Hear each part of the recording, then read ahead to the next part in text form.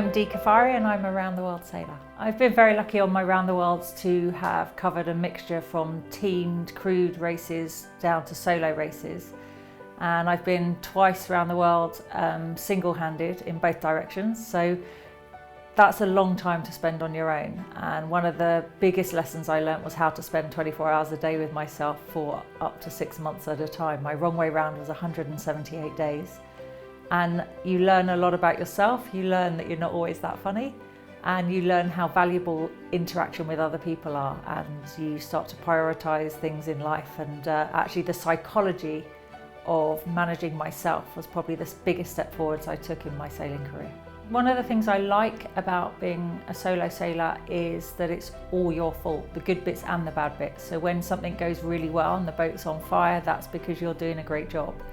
Equally, there's no one else to blame, so when it goes wrong, it's equally your fault as well. And I kind of like that pressure and that responsibility that you have, and the fact that you need to do everything. So you're constantly busy, there's constantly a list of things you need to be doing and checking, and your life is in your hands, so you react to things pretty quickly in those instances.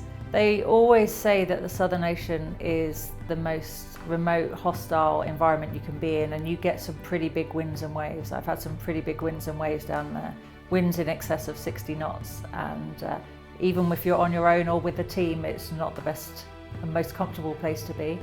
But equally, the North Atlantic can be just as threatening, and possibly with more risks because there's more traffic around.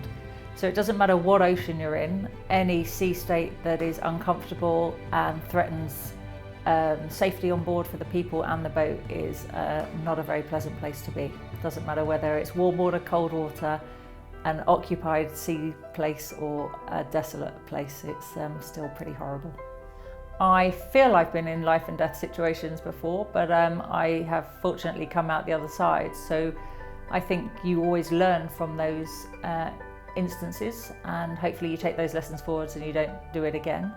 I have been sailing solo and have been stuck up the mast in the Southern Ocean. I went on my own, and it took me 90 minutes to get myself out of that mess. I'm not good with heights, and I still had to go up there and tackle the job, but I picked a much better time to do it.